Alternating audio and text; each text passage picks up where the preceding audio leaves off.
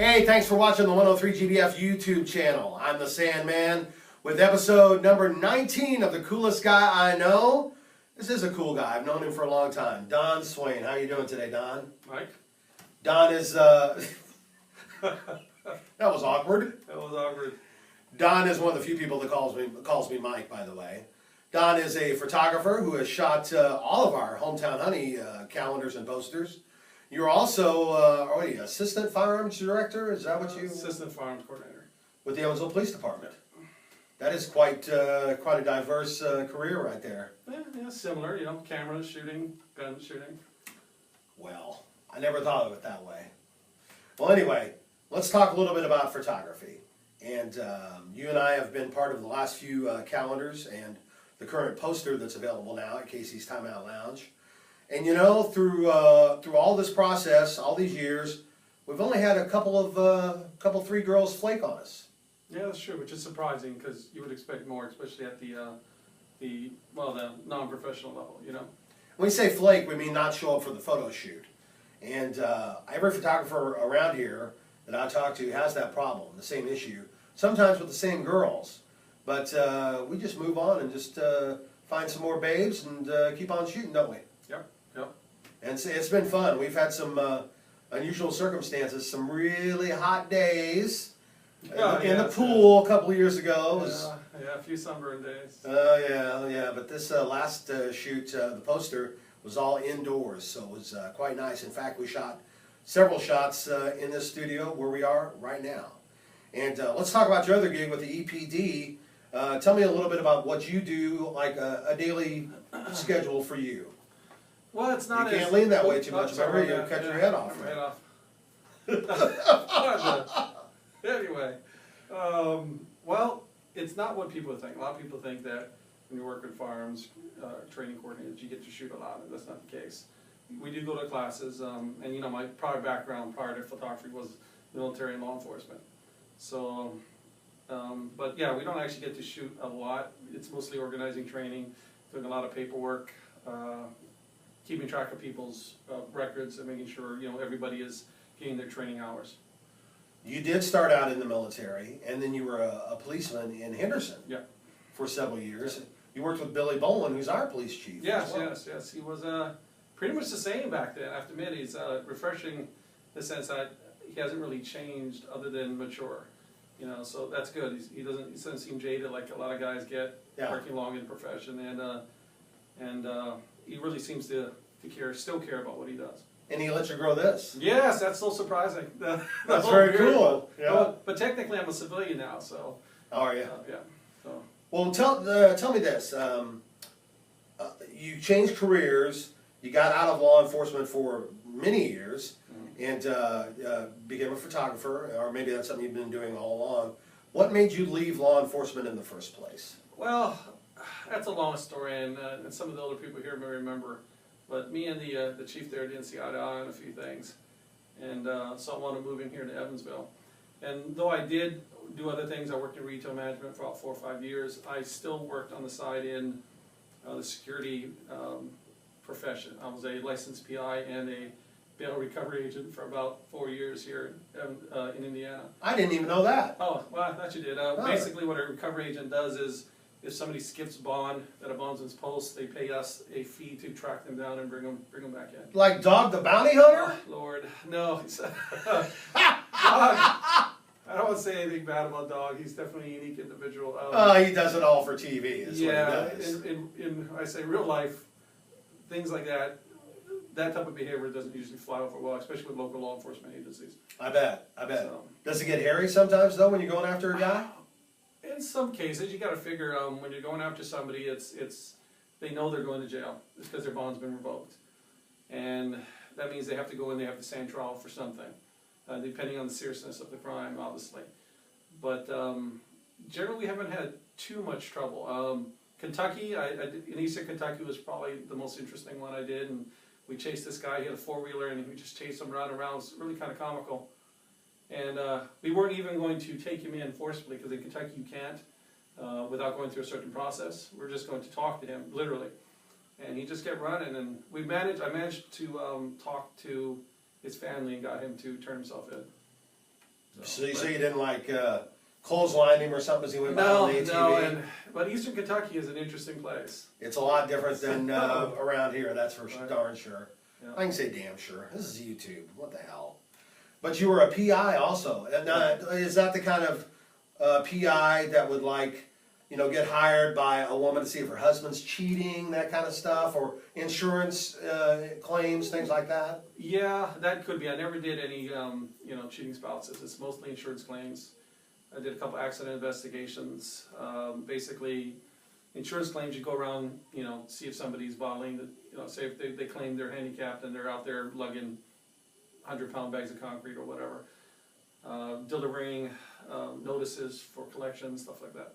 I bet it happens a lot. People try to fraudulently claim on their insurance. Or something. Yeah. Yeah, it can. Yeah. So these days, you're tasing people. I saw the video of you getting tased. Yes. You actually took it pretty cool. I mean, you just kind of like froze up compared to the other video you showed me of the other guy who screamed out a couple obscenities. Well, it's a matter of perspective. Yeah. So it's just, pain is a matter of perspective. But I've been through some of the things, so it's just a matter of how you choose to react to something. As you know, I wanted you to tase me. Yes. Billy Bolin gave his blessing. Yeah. My boss said no. That is truly unfortunate. It is an experience. And it looks like she would want to get rid of me first and foremost. You know? Well, she's probably worried about liability. That's right. But we have really comprehensive waivers from Taser. We may have to revisit this again. This could be a good video of me getting tased. It is fun, and It's fun? It is fun. Now, granted, I don't play until my next renewal, which is a couple years off. I do not plan to get tased again, but I will be tased at my next renewal. Awesome. And you teach how to tase somebody. You instruct Appropriate, officers. how to use it, use of force, things like that. Yeah. Now tasers have the stingers that come out as opposed to a stun gun, Right. which you have to apply directly to the person. Correct. Yeah. They're two different things. A lot of people confuse the two. They are not the same, and they don't behave the same. And am I correct in saying that if you're a police officer and you carry a taser, you must be tased first as part of the training to enable yourself to carry that? Well, it's optional. It is optional because there are health concerns, health risks. There are some officers that may have a medical condition that precludes them actually being tased. So, and it is an option. Taser itself does not require it. We highly encourage it because it's a good, if you know what it's like, and if you have to testify in court, it's a lot easier for you to tell the jury because, well, you've gone through it. You can say, well, I know exactly what it does, I know how it feels, and I know what my 5-second application, what function it performs. Yeah. Now, when we're talking firearms and we're talking Evansville Police Department, is there a standard issue sidearm? Yes. And that is what? It's a Glock 21. Okay. So it's a 45 caliber pistol, which is pumping information. So Right.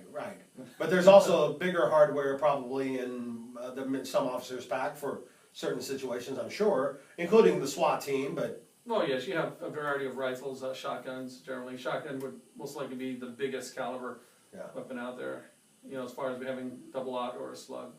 Well, fortunately, we've not had really that much action where people have had to use that kind of stuff around here. No, there's been a couple incidences, and it's all turned out well for the officers, thankfully. And but we've got a really good group of professional officers. So, we actually keep a lot of deadly force situations down.